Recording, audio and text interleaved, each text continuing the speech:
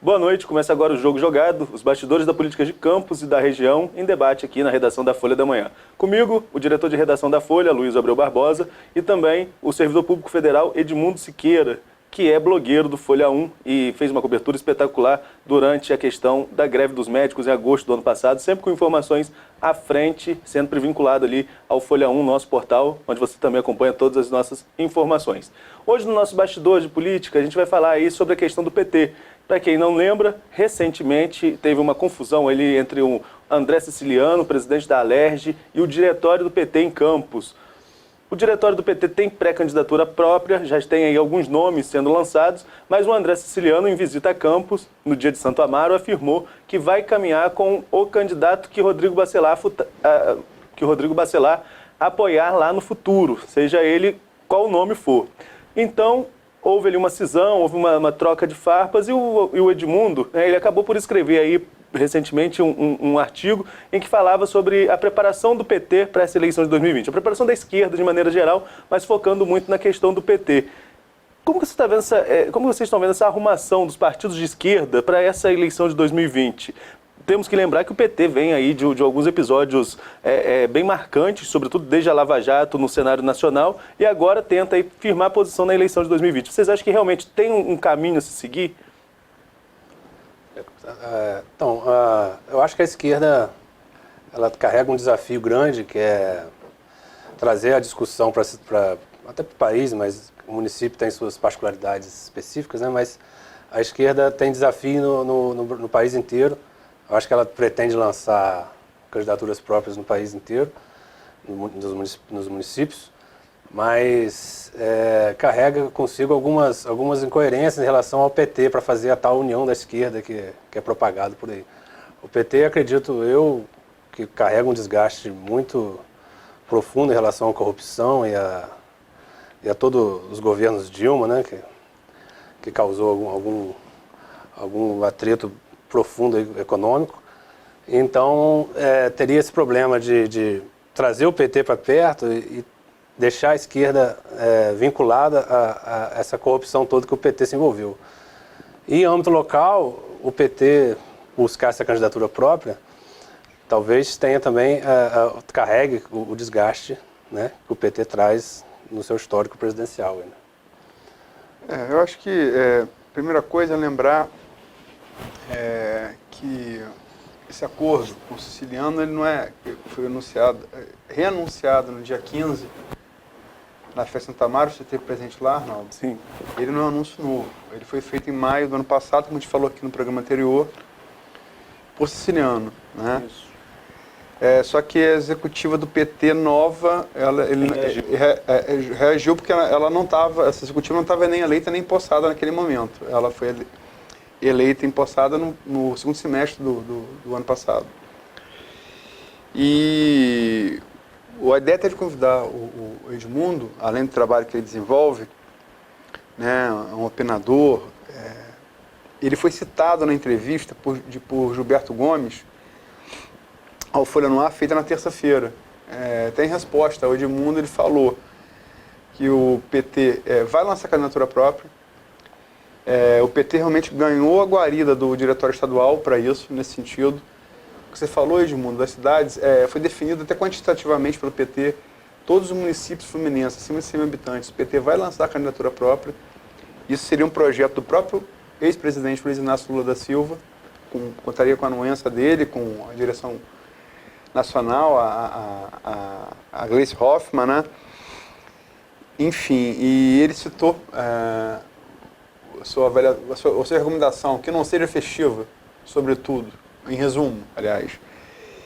E ele falou que não vai ser, que vai ser um programa amplamente discutido e que caso o PT não chegue, que não há possibilidade nenhuma de caminhar com Caio, como caminhou o PT em 2016 a prefeito, né? Há que se lembrar também que eu falei aqui, Rodrigo Bacelar deve apoiar Caio e vai estar amanhã no Folha no Ar, entrevistado por mim e por você. Sim. Mais o Marco Antônio Rodrigues, a partir das 7 da manhã, né, falar um pouco desse outro lado, né, dessa articulação que envolve a Alerj. E o que o Gilberto falou também é que caso o PT vai ter candidato, vai ter projeto, botou três pré-candidatos, Zé Maria Rangel, Zé Maria Rangel, candidato a deputado federal, bem votado, mais de 20 mil votos na última eleição, 2018. Odisseia Carvalho, que é ex-vereadora, ela é normal, sindicalista na época da SEDAI, quer dizer, quando a SEDAI foi trocada aqui para Lagos do Paraíba, mas tem uma militância antiga nisso. Mas, particularmente, até falei com ele, o candidato deve ser mesmo Zé Maria Rangel. A gente até falou isso aqui, né? Você lembrou da entrevista do Lula, que Zé Maria estava ali presente, né? É verdade, bem lembrado, estava presente. E, enfim, como analista, ele, Gilberto, conta, Gilberto é um rapaz novo muito articulado. Ele dá como certa a presença de Vladimir Garotinho no segundo turno, embora vá brigar, almeja estar, acho que tem chance, mas assim, no plano mais pragmático, ele acha que a segunda vaga, quem tem mais chance de disputar, é Rafael. Ele não dá certeza na candidatura de Rafael, ele fala se realmente se candidatar, pelo peso da máquina, ou Caio Viana. E garante que, como já falei aqui, que em hipótese nenhuma, ele é muito assertivo, vou falar isso, o PT vai caminhar no primeiro turno com o Caio de novo, porque seria aí o votante siciliano via Rodrigo Bacelar, e que no segundo turno a aliança, se o PT não chegar lá, e se houver segundo turno, vai ser em termos de programa. Desse programa, quem abrir mais pontos, acolher mais pontos desse programa na disputa, né? Na qual ele coloca o Vladimir como certo. Eu acho que o PT tem um outro desafio, que até eu perguntei no programa lá pelo Facebook, ao entrevistado, né? Que Campos, em tese, é uma cidade conservadora, né? Considerada por muitos uma cidade conservadora. Então, traria mais um desafio ao PT, né? De impor uma candidatura própria num cenário de eleitorado conservador. Então, se apoiar no primeiro turno a ninguém, né? Não sei se carregaria já a chance diminuiria as chances do PT de trazer uma proposta para a cidade, né? Efetiva. Agora, o próprio conservadorismo, né? Está meio dividido também aqui em Campos com essa divisão de Witzel e Bolsonaro. Não só em Campos, acho que no estado do Rio de Janeiro. Isso também não vai ser um fator diferente nessa eleição de 2018, que o PT vem, como a gente está falando, tentar marcar território. O PT está tentando se reconstruir. Depois de todos esses escândalos que a gente já citou aqui no âmbito nacional, tentando se reconstruir nas cidades mais importantes. E essa novidade também do conservadorismo, que estava todo unido na eleição de 2018, mas agora já parece caminhar diferente. Isso também não pode influenciar no tabuleiro? O Gilberto Gomes admite na entrevista que Campos é uma cidade conservadora e que nunca elegeu alguém amplamente progressista. Ele faz uma ressalva a Garotinho Rosinha, mas cita também a trajetória Garotinho ideológica, que ela começa aliás, no PCB, vai para o PT, PDT e depois MDB, PSB, por último Patriota, do qual ele saiu e que o Rosinha está até hoje. Então, ele acha que é difícil. Mas ele também fala outra coisa, que a esquerda de Campos vai trabalhar para uma candidatura única. Ele cita possíveis parceiros, o PSOL, o PCB e o PCdoB. Embora o PSOL, como eu arguía ele na entrevista, a Thalíria Petroni, na sala aqui em frente, uma entrevista que eu fiz com ela lá no segundo semestre do ano passado, tenha me dito que o PSOL pretende a nossa candidatura própria. Embora o PT carregue o desgaste dos seus mandatos presidenciais, né, ele tem excelentes quadros, né, como você citou, os três que têm representatividade. Né? E acredito, aí a questão de opinião também, que o eleitorado de Campos é sensível a uma candidatura feminina. A Odisseia é um nome importante, o Amonal também é a questão sindical, Zé Maria, né, Rangel também. Então tem nomes importantes, não quer dizer que ele não vá, né, ter condição de disputar. Só digo que o PT deve ser levado em consideração todo o desgaste que ele carrega para fazer uma união progressista. Né? O PT, a esquerda tradicionalmente em Campos tem aí, vamos botar assim, 15 mil votos, 20 mil votos. Isso não elege ninguém, mas define o segundo turno. E esse peso, se for uma eleição equilibrada, como foi, por exemplo, a de 2004, como foi a de 2006... As outras não. As últimas eleições muito equilibradas que nós tivemos foram 2004 e 2006. Num cenário daquele, o PT define quem ganha. Não. E aí, É lógico, o cara vai falar em programa. Mas aí, sem querer repetir o garotinho, mas repetindo, partido da boquinha, quer dizer, logicamente que vai também negociar quadro. Composição, né? Composição para quadro no governo. Não vão falar isso, mas aí é o que o Bolsonaro chama de velha política, né? E que está aí também. E também está fazendo. Também está fazendo. Não se faz, eu acho. No jogo jogado, né? É o que normalmente acontece. O ruim é quando envolve outros assuntos, não só o cargo. O que eu falo de não ser festiva, lá no que eu escrevi, é em relação justamente a essa base, a base marxista, né, de Gramsci, da parte que é um pouco alijada, eu acho um pouco separado do homem comum. O que é a minha crítica que eu faço, porque eu acho que o Gilberto até falou sobre isso também, é em relação ao PT conseguir dialogar, a esquerda conseguir dialogar com o homem comum, ficar não restrita a meios acadêmicos, né? Então abrir o campo para poder uma discussão maior, porque eu acredito que ainda esteja muito restrita a meios específicos, a nichos específicos. Esse foi o grande segredo de Lula. Porque Lula e Bolsonaro, pode falar o que quiser, mas eles falam a linguagem, sendo bem vulgar no que eu vou dizer, mas é o jogo jogado, eles falam a linguagem do frentista de posto. Isso eles têm em comum. São duas lideranças populares, goste-se ou não, queira-se ou não, admita-se ou não, muito populares. Bolsonaro hoje é muito popular. Sim. E fala a linguagem do frentista do posto. Eles não são um Fernando Henrique Cardoso, um Ciro Gomes, que precisa quase de uma tecla... Fala bonito para quem entende, mas precisa quase de uma tecla SAP. Bem, nosso bate-papo sobre o PT vai ficando nesse bloco. No próximo bloco a gente vai falar um pouco sobre política regional, falar de São João da Barra, falar um pouquinho de São Francisco de Itabapoana e vamos também voltar para Campos aí nesses bastidores, já nessa preparação para a eleição de 2020. Já a gente volta.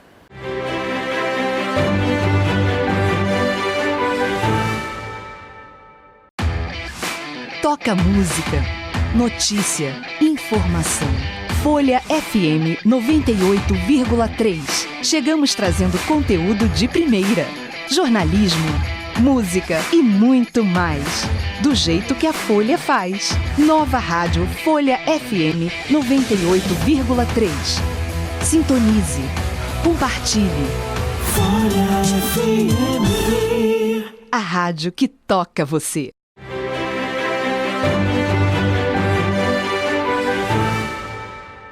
Estamos de volta com o Jogo Jogado, hoje aqui comigo a Luísa Abreu Barbosa, o Edmundo Siqueira. Estamos falando sobre os bastidores da política de Campos, né? No bloco anterior a gente comentava sobre essa relação do PT, a preparação do PT para a eleição de 2020. É bom lembrar que toda essa confusão aí com o posicionamento do presidente da Leste começou no almoço oferecido pelo Rodrigo Bacelar no dia de Santo Amaro. Eu estive lá, eu e o Aldir Salles, editor de política da Folha também, nós estivemos lá e vimos também essa relação de amizade entre os deputados. Teve um momento que estava todo mundo abraçado junto, Gil, Bacelar, Siciliano, Márcio Pacheco, líder do governo na Alerj. Então é uma relação muito de amizade ali entre os deputados. Toda essa preparação, e como a gente já citou aqui, esse posicionamento do André Siciliano não é novo, ele já tinha passado a gente na feijoada do ano passado, ele só reafirmou agora na festa de Santo Amaro. Só que dessa vez, como a Luiz bem pontuou no bloco anterior, o diretório do PT, o novo diretório do PT, reagiu e procurou a executiva estadual para tentar articular esse apoio do PT integralmente às pré-candidaturas que o partido tem para 2020. Falando também um pouquinho mais da região, vamos para São João da Barra. Ontem o Tribunal de Contas aprovou por unanimidade as contas da prefeita Carla Machado referente ao exercício financeiro de 2018. Chamou atenção nessa discussão o fato de a própria prefeita ir ao Tribunal de Contas fazer sua defesa, já que o Corpo Instrutivo e o Ministério Público Especial pediam a reprovação das contas por uso indevido de verbas do Fundeb. Para a presidente, a conselheira Mariana Montebello, não houve ali uso indevido, já foi comprovado que o dinheiro voltou para a conta do Fundeb, então ela reverteu o posicionamento no parecer tanto do MP especial quanto do Corpo Instrutivo da Corte e aprovou as contas de Carla. Carla que fica aí com aquela pendência de se vai poder ser candidato ou não, enquanto aguarda o julgamento do processo da Machadada, que está no Tribunal Superior Eleitoral, mas com relação às contas, nada impede de ser candidata na eleição agora de outubro em São João da Barra.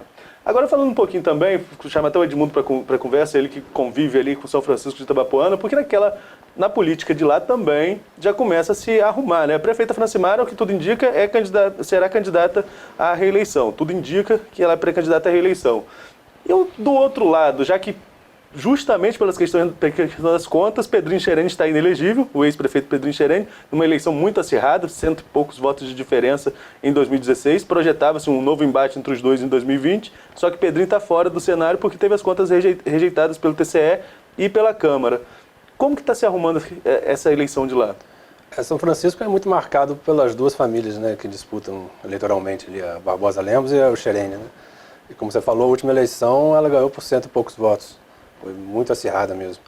São duas famílias que disputam ali, que pau a pau ali, a preferência do eleitorado. E a Francimara, eu acho que ela cresceu também por ter uma presença mais popular dentro do próprio eleitor de São Francisco, consegue dialogar bastante ali e bem, e acabou trazendo para ela essa popularidade. Agora, por outro lado, o Xerene, né, que, como você falou, está inelegível, ao que tudo indica, ele se alia ao Marcelo Garcia, né, que também foi candidato a prefeito da Mas há resistência dentro do grupo dele, uma aliança com o Marcelo. Até porque, se o Marcelo não fosse candidato em 16, era muito provável que o Pedrinho conseguisse a reeleição com a máquina, com dois nomes só na disputa. Então aí você tem uma eleição mais favorável à máquina. Agora, quando o Marcelo entrou na disputa ali e ficou com boa parte dos votos que seriam de eleitores mais alinhados com o Pedrinho Xerene, tem muita gente ressentida dentro do grupo, né? O Marcelo foi secretário do Pedrinho, né, e ele teve um racha ali visível, né, e foi candidato, e possivelmente tenha sido fundamental para a Francimara ganhar, né. É muito provável. Agora, mudou o jogo. Agora ele se alia também, acredito, se for a aliança se concretizar, por uma questão realmente pragmática, né, porque a Francimara tem o jogo virou, hoje a máquina... Tem a máquina e tem, né, grande parte do eleitor ali, mostrou que tem capacidade eleitoral, tem capacidade de ganhar de novo a eleição, então é uma união pragmática. Agora, se é uma união que vai funcionar, a gente não sabe. Né? Tem o Zé Renato também, falam-se no Zé Renato, você já ouviu falar alguma coisa? Como possível? Sim, o Zé Renato até foi ventilado lá que os três estariam juntos, né, num bloco lá para ver quem seria o vice, quem seria o cabeça de chapa. Mas, pelo que eu sei, pelo que eu acompanho, o Zé Renato teria se afastado. Teria ficado, realmente, o jogo hoje estaria com o Marcelo e com o Pedrinho. Zé Renato tem um desejo antigo de ser... Ele é cunhado do Pedrinho, não é isso? Cunhado do Pedrinho. Cunhado do Pedrinho Xerene, desde a época de seu Pedro, o falecido Pedro Xerene. Ele sempre participou. Sempre participou do processo e tem desejo, sim, de ser candidato. Quem tem desejo, tem. Agora, quem vê como que vai ficar essa aquela coisa, né? eles são pragmáticos, né? Acredito que eles vão pensar em pesquisa, né? Pensar em quem está melhor, pensar em essas coisas. E para ganhar a Francimara na máquina, eles vão ter que, né, se aliar. Então, vamos voltar um pouquinho para Campos, falar sobre a eleição também, que já está se arrumando para 2020. Nós tivemos uma entrevista recente, na segunda-feira, com o deputado estadual Gil Viano. A Luiz conduziu a entrevista lá no Folha no Ar, né, e o Gil fez algumas colocações. Logo depois você escreveu um texto sobre o Jeca Tatu, personagem do Monteiro Lobato, ali da década de 40, né, que representava ali o caipira, né, um ser mais cansado. Quem seria o Jeca Tatu do texto do Edmundo Siqueira? Então, faz referência, obviamente, até o título, né? A posicionamento do Gil, chamando o Caio de preguiçoso, né? Eu quis fazer uma analogia, não estou chamando o Caio de Jeca Tatu, não, mas ligar o político preguiçoso, né? O político que não se dedica ali à causa da cidade, falando em prefeitura, né? E traz os malefícios que traz uma imagem caricata de um Jeca Tatu, de uma pessoa que estaria só presa ao seu mundinho e preguiçoso. Então, fez o link aí com o Gil chamando o Caio de preguiçoso. Né? A analogia é essa, né? Não foi coincidência. Não foi coincidência. Nietzsche, essa frase de Nietzsche sempre... Não existe coincidência. Coincidência não há. Dizia sempre isso, filósofo alemão. Mas você concorda com a situação de Gil? Eu não posso chamar Caio de preguiçoso, porque eu não acompanhei a trajetória dele, mas acredito que ele se mostra, assim, a pessoa... Aquela coisa, ele não quer falar, se ele não está aqui, ele não quer falar ele não explica isso, né? Deixa o pai falar por ele, muitas vezes, tanto que o pai, o Pátio foi... Respondeu a Gil. Respondeu a Gil, foi o pai, e fica... Só fala com assessor de imprensa. Só fala com assessor de imprensa, fica longe da cidade, aparentemente volta só em época de eleição. E o próprio Gil, que acompanhou tudo, chama ele, porque ele não acordava, né? Só começava a trabalhar mais tarde, então você não pode discordar do discurso, caso isso seja verdade. Não tem outra E Gil falou Muito adjetivo. a gente até falava que Gil fala com um pouco de propriedade por ter caminhado junto, né? Sim. Ele tem experiência empírica, né? Exato. E quem deveria desmentir... A experiência empírica é até um pleonasmo, mas enfim, Ele conviveu, né? Ele conviveu com Quem aquilo. deveria desmentir Seria o ele, próprio, né? Não, É. E não vejo um posicionamento firme dele em relação a isso e nem em outras coisas. Então, para quem se pretende a prefeito da cidade, acho que deveria ter um posicionamento mais firme em relação a essas coisas, né?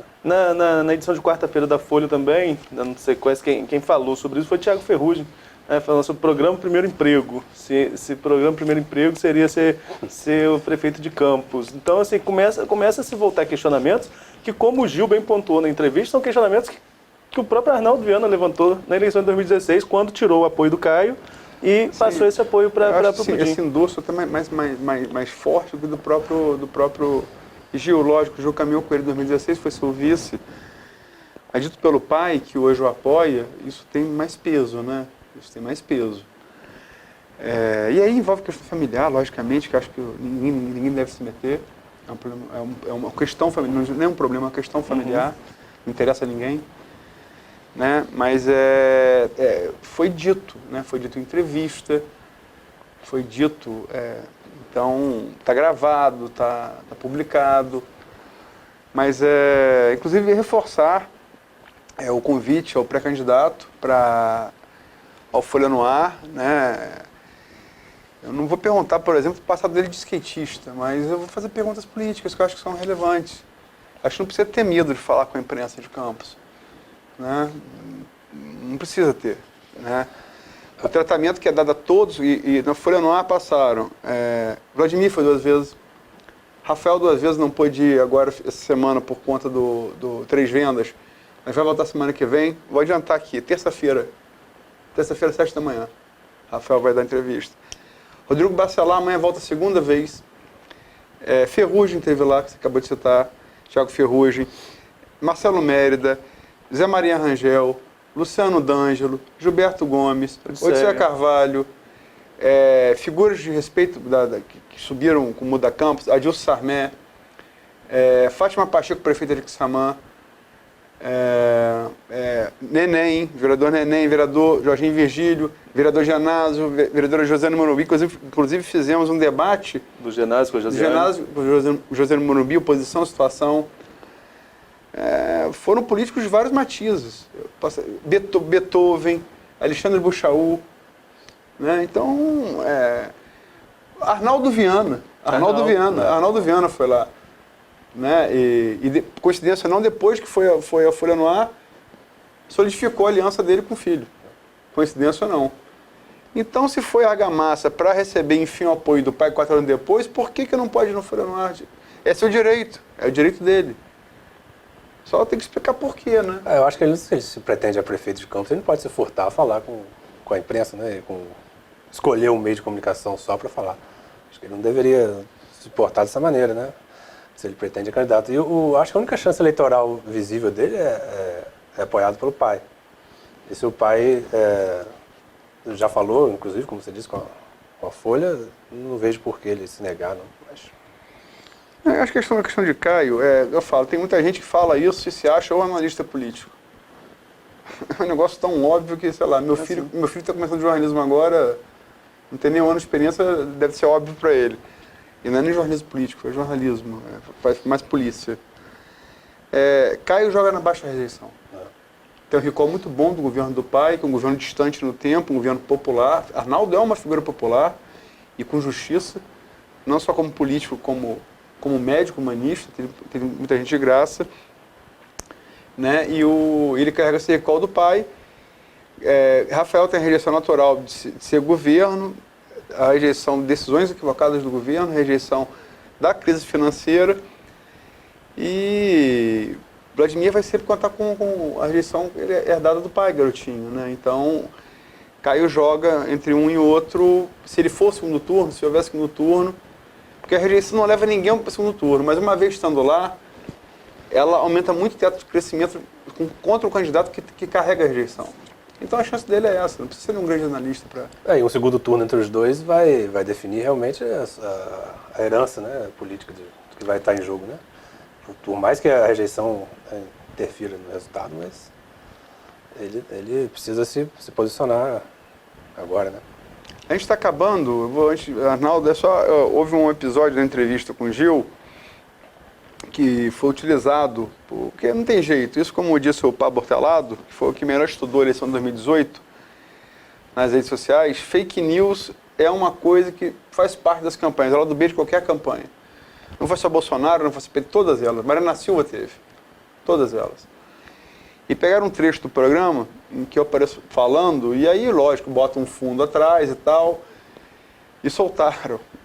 Eu cheguei, não é tão difícil assim chegar à origem desse vídeo, e falei que eu não gostaria que fosse feito isso, porque afinal eu não sou ator, eu sou só jornalista.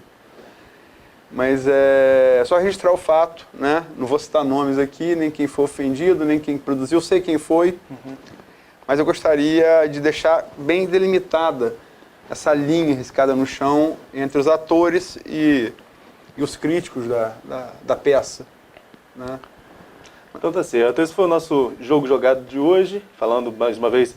Enfim, conseguimos falar um pouquinho da política, como estavam cobrando nas redes sociais, como eu falei com a Luísa, um pouquinho das políticas daqui da região, falamos de São João da Barra, São Francisco. Convidar você que nos acompanha para deixar sua sugestão, deixar sua opinião nas redes sociais da Folha, onde os nossos programas vão ao ar todas as segundas e quintas-feiras, sempre a partir das 7 da noite. Segunda-feira a gente volta falando um pouco mais sobre São João da Barra, vamos falar sobre os bastidores da política de São João da Barra e, claro, passando também para essa política quente de Campos que já se desenha para outubro. Até segunda.